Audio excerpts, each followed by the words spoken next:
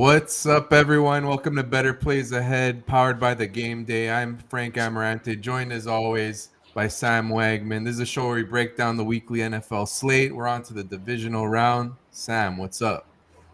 I'm doing well, man. Just ready to get right into it. Let's go. Yeah, we got it. We got four intriguing matchups on tap. But before we do get into that, remember to go to thegameday.com, check our FanDuel offer. You got some great promos there where you can really take advantage of this divisional round slate with site credits and bonuses and things like that. Happy Thursday, Jeff. Thank you for joining in, one of our listeners.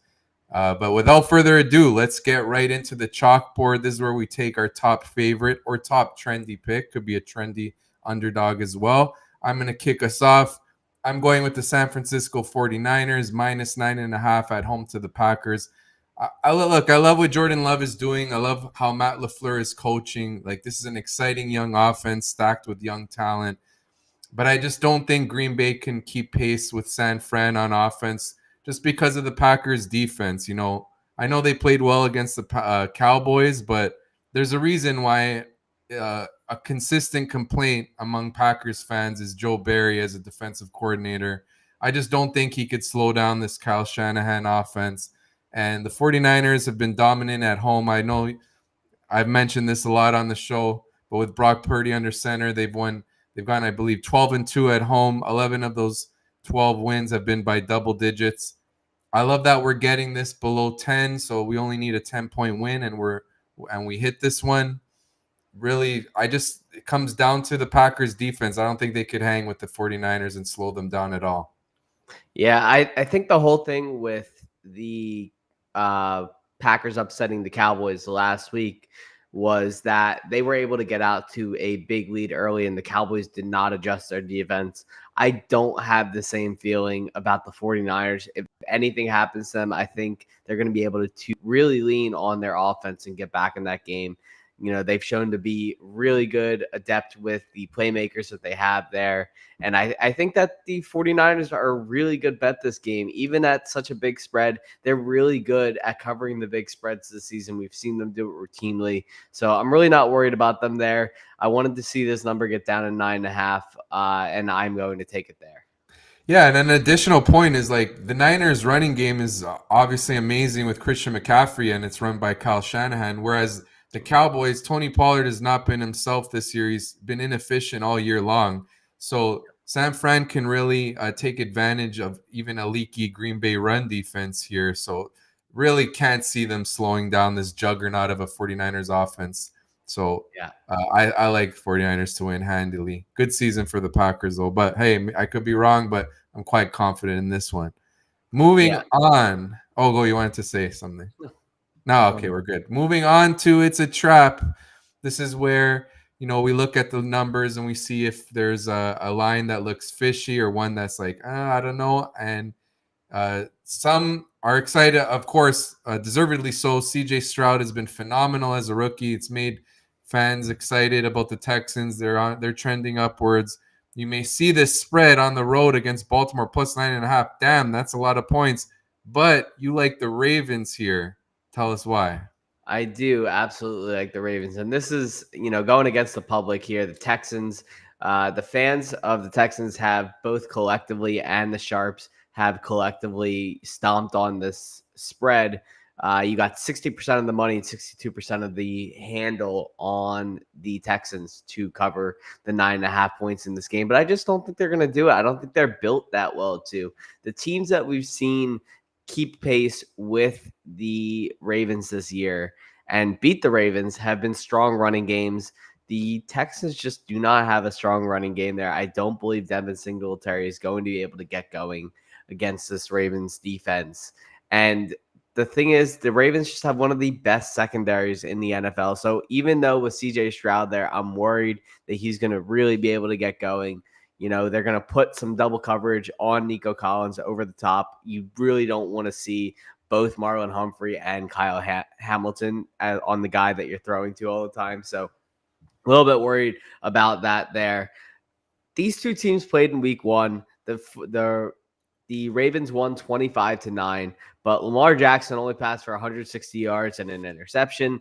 The Ravens ran for 3.5 yards a carry. CJ Stroud threw the ball 45 times. They were mostly throwing down the entire game. And I kind of see the same thing this game. I'm not sure that we're really going to see a hugely close game between these two teams. Lamar has clearly gotten better as the season's gone along. He's gotten a little bit more accustomed to Todd Monken's offense. Remember, this was a brand new scheme in week one there. There was no Mark Andrews in that game either. J.K. Dobbins went down with his Achilles injury in the first half. Mark Andrews has logged a full practice now as of today. He's going to be back for this game. You have Zay Flowers, who's had a full season to acclimate. You have Odell Beckham, who's had a full season to acclimate. Everything is running on all cylinders for the Ravens in this game. And despite the fact that the Texans have been really strong against the run recently, I just see this game going straight downhill for them. I expect a big Ravens win. Yeah, I'm with you on this one. Again, just like with the 49ers, I love that we're getting this below 10. The Texans, we've seen their defense show some holes throughout the year. We saw Amari Cooper shred them. We saw them give up big plays down the middle to David Njoku and even Harrison Bryant last week. And I could see the same happening with Mark Andrews in this one. Waiting on his prop, we'll be looking into that. Maybe even Isaiah Likely. But, the Ravens just pour on points at home, especially. Like, look what they did to the Lions, the Seahawks. Even the Rams, they put 37. I don't think Houston can keep pace. Stroud's had a great season, but I think it ends here. And we also have to mention, like, the Ravens and the 49ers have basically have had 3 weeks off, resting their starters in week 18, having the first round bye. While some may say, yeah, but they could be rusty. I like the fact that they're resting up. Everyone's banged up this late of the season. It's nice to have those couple of games off to get right. And just like the 49ers, I think the Ravens get it done. I'm totally with you on this one. Yeah. Moving on to the betting board. My first pick, we're going to that Bucks and Lions game, which should be a shootout. And I'm taking Mike Evans over 68.5 receiving yards. I got this earlier in the week at 64.5, but I still like it here. It's really just the same reasoning as why I took Puka Nacua last week. The Lions just get absolutely torched by receivers, and especially perimeter receivers. Like, Nacua put up 181 yards, CeeDee Lamb over 200, Justin Jefferson put up 140 and then like 190 against them. Keenan Allen put up over 170 yards against the Lions. And all we need is 69 here. And Mike Evans And Mike Evans has shown really since week one with Baker Mayfield, they've shown a nice connection. Really when he goes over this, he flies over it. He's had a few games over 140. So you could even look to take an alternate line on Mike Evans, maybe 100 plus yards, and parlay it with something that you like. I just think that the Bucks will have some success through the air against a Lions defense that ranks in the bottom third, like I believe 25th in pass EPA. And with the Bucks as 6.5 point underdogs, you could see more passing volume.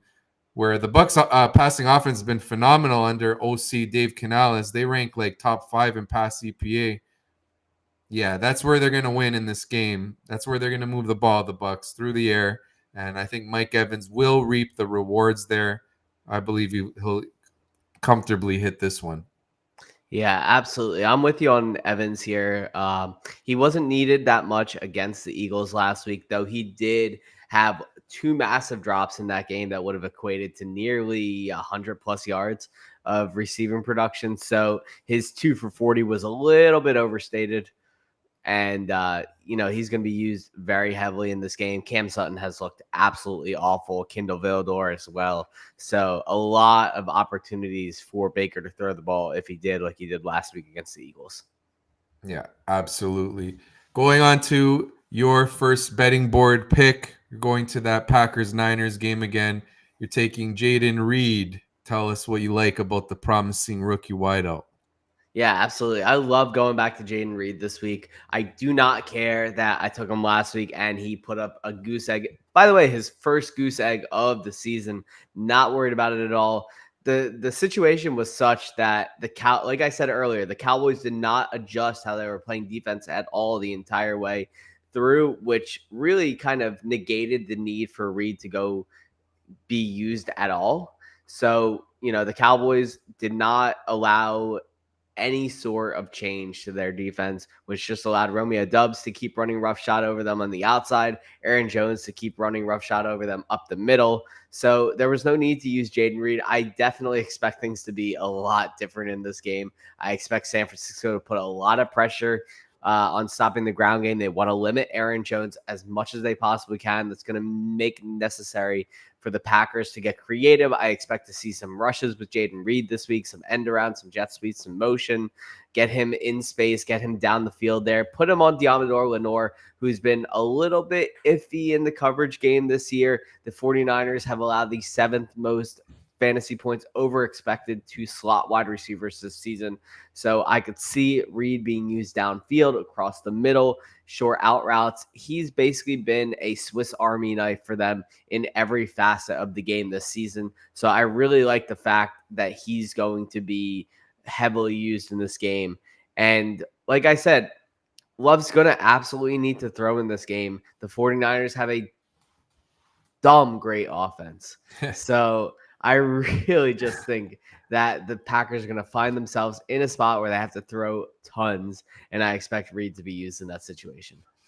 Yeah, one thing I like here is that it's like a buy low spot. Like you said, we got burned that he got a goose egg last week. Last week his prop was, I think, 46.5 or 48.5. It was 50 and a half. It was Yeah, it 50 went and a half. up by the game time. Now you got to have 41.5, but it's really only one bad game where, as you said, he wasn't needed. The only concern I have is with Christian Watson back, they do rotate a lot of their receivers with Dontavian Wicks as well and Romeo Doubs, but Jaden Reed's the best one of the bunch, and you've laid out a good case why he should hit this, which is a low bar. 42 yards, all you need. Got to think the Packers, if we're correct, they're playing from behind. They're going to have to pass more. You got to think also they won't have as many explosive plays like they did against the Cowboys, which made fewer plays for their drive. So it's going to take longer for them to move the ball downfield, and Jaden Reed could win underneath. I'm with you. Moving on to my next prop, I'm going right back to the Lions and Bucks game, and I'm going with Rachaad White to go under 53.5 rushing yards. The Lions, we mentioned how they struggle defending the pass. Well, their strength is defending the run. They rank 4th in rush EPA. The Bucks are 6.5-point underdogs on the road, so they're projected to play from behind, which of course means more passes and fewer runs. You look at what Rachaad White did against the Eagles in a game where they played ahead. White had a 71% snap share, which was a little interesting. Maybe it was because he got banged up towards the end of the game, but that was his second lowest of the season, and that's just an added little anecdote that goes along with this play. The main draw here is just the Lions' strong run defense in a game where the Bucks will have to pass more, and the Lions are more vulnerable in pass defense. Rachaad White, they could even just throw him swing passes out of the backfield to act as an extension of the running game. That's where he could thrive as well. This is 53.5. I think he stays under it here in a favorable game environment. Yeah, I'd be a little bit worried about this only because they've shown such a strong dependence on him. He's had 18 or more carries in 5 of his last 6 games, actually 6 of his last 7 games. So I'd be really concerned about this. I think he just goes over by attrition in this game, and the fact that the Buccaneers will want to play ball control as much as they can, keep that Detroit offense off the field. So I'm not going to be on this at all. I think the number's too low at this point. I think the books are actually taunting you to bet this under by putting it so low when it's been at 70 in the high 60s and low 70s the past few weeks. So, my advice would be not to swing on this, but I can see where you're coming from as one of the most inefficient runners in the league over the first half of the season, but I think he's kind of switched over in the second half to being a much more efficient runner and really just strong volume runner. Yeah, those are fair concerns for sure. One thing I will say though is I think he'll have fewer carries than what we've seen in recent weeks, just because of the way the game will go. Maybe the Bucks down 7-10 points. They're sort of going away from the running game in that scenario. So I think we see like 15 carries or maybe 14, and that will help me get to the under. But I definitely see what you're saying. It's a little bit riskier than say Mike Evans, which just looks like a total smash pick. Going to your next one, you're staying in Detroit. You're going with Sam Laporta, longest reception. Yes, absolutely. And I love this. And it feels like they're really just still thinking that he's not 100%, but we've seen him practice fully. He ran 80% of the routes in last week's game. He scored a touchdown. He's going to be back. All the data suggested this was somewhat of a mild injury that he suffered in week 18, contrary to the initial belief that it was a more serious injury to start with. But he's definitely looked really good. He looked good running last week, and we knew that he was going to be active in warmups. Now that he's logged full practices, I'm very, very comfortable getting back to our normal weekly betting on Laporta. You said to take him at over 34.5 yesterday. That number's since gone up. I'm with you on that, as well as this, because he's hit this number in 11 of 17 games, which is a really, really strong percentage of plays here. And like I said, Goff's going to be throwing a ton against this Tampa Bay Buccaneers defense that hasn't been able to stop anybody through the passing game. I definitely expect them to try and shy away from running the ball that much against that really ferocious defensive line that the Tampa Bay Buccaneers have, including Vita Vea up there. Really stymied the Eagles last week. And then the Bucks have allowed the third most receiving yards per game to tight ends this season, nearly 65 yards per game. That's going to be a strong sticking point for both the overall receiving yards and his longest attempt, given that they allowed the fourth most points over expected as well to the position. So really like Laporte here. I think the Lions are going to have to throw a ton. And one last note, the Bucks blitz at a really heavy number when they played the Lions earlier in the season. They blitzed Goff nearly 50% of the time, and Goff responded to that by throwing for nearly 200 yards and 2 touchdowns against the blitz. He's one of the NFL's best quarterbacks against the blitz. They're going to be indoors in the dome at Ford Field. Goff's comfortable there, so give me all the Lions passing overs, but especially this one. Yeah, like you said, I love it. I'm on his over receiving yards. It seems like you said, they priced it a little too low because he's banged up, but he looks good to go. You know, even yours is such a low bar against a Bucks defense that struggles defending the tight end. I like it quite a bit. Going on to my final betting board play, and this one is Isaiah Pacheco to go over 14 and a half rush attempts. I got this earlier in the week. It's gotten juicy now to like minus 150, but the fact is Pacheco has seen a 75% or greater rush attempt share in 6 of his last 7 games. So that means when they are running the ball, he's getting three quarters of those carries, and you love to see that. The Bills defense is more vulnerable on the ground. They rank 24th in rush EPA compared to 7th in pass EPA. So we could see the Chiefs have some success on the ground and continue to feed Pacheco. This should be a close game. You like the Chiefs in this one. I do like the Bills, but I see where you're coming from in that the Bills are depleted on defense. And so really the point is that I'm getting at here is that we don't have to worry about the Chiefs falling from behind and going more pass heavy than usual. And really all we need is 15 carries, which is a low bar. This is one of my favorite props of the week, to be quite honest.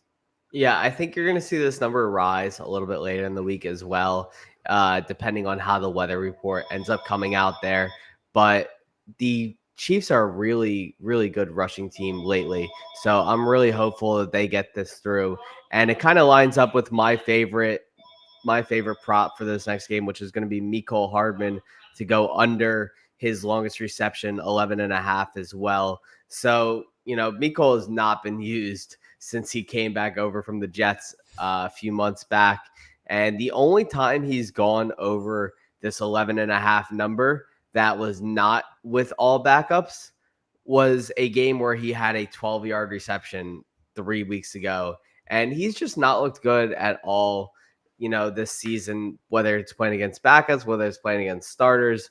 The playoff game against Miami last week looked really bad. He had one really miserable job on the first drive of the game where it looked like he gave up on the route. And then later in the game, he completely gave up on his route, had a walk-in touchdown if he just kept running and looked right at the ball. And other than that, he's just been really, really useless, honestly, for lack of a better term, in this offense. They have much better options to go to down there. I'd rather they go to Marquez Valdes-Scantling than him. I think they would too. And this offense is going to run through Rashee Rice and Travis Kelce for as long as it needs to. Mecole Hardman is pretty much useless there. There's a chance he's not even really a starter in this game. So I'm going to take Mecole Hardman's under. If you want to go take his under 1.5 receptions, you can do that pretty much on all the unders for him. Yeah, I love that. Like, really, how many targets can you think Hardman's going to get? Like 2 or 3? So I love this one. And it leans into a bonus play I could share here. I like Patrick Mahomes to go under 35.5 longest completion. I know I lost this last week with Mason Rudolph. It's really just that. Well, that was like kind of a deep play to Pat Fryermuth that made me lose it. Like, how often is a tight end going to catch, a 32-yard pass? Not often. The Bills defense really limits big plays. Opposing quarterbacks have gone under 35.5 longest completions in 15 of 18 games versus the Bills. When Mahomes faced Buffalo in Week 14, his longest completion was 23 yards. So there's a bonus play for you that goes along with Mecole Hardman staying under on his longest reception. You mentioned it even last week, the style of the Bills defense. They really look to limit explosive plays, and this is a high bar for Mahomes. Yep. Yeah. So to finish it off, before we wrap up, we could just say our picks for each winner in here. And audience already knows we like the Ravens and the 49ers to cruise. We didn't really say a winner in the Bucks and Lions, so I'll let you kick that one off. I'm going to take the Lions in this one. I think they don't cruise, but I do think they cover at the very end of the game. Yeah, I totally agree. The Lions at home. The Bucks, they've had a nice season, but they're playing with house money, so to speak. No one expects them to get here. I think the Bucks stops here and they lose to the Lions. And you like the Chiefs. I definitely see why. This game is likely to be the best on the slate. Highly likely, in fact, because I think the 2 Saturday games will be blowouts and the Lions will kind of pull away towards the end in that one. Whereas this Chiefs and Bills game could go down to the wire. Yeah. Yeah, and that wraps up our show of Better Plays Ahead. Thank you for joining us. Be sure to check out the game day. We've got all kinds of betting content and betting promos that you can really take advantage of for Divisional Round weekend. As I mentioned, check out our FanDuel promos there. And may the winners be yours this week. Let's have a winning week.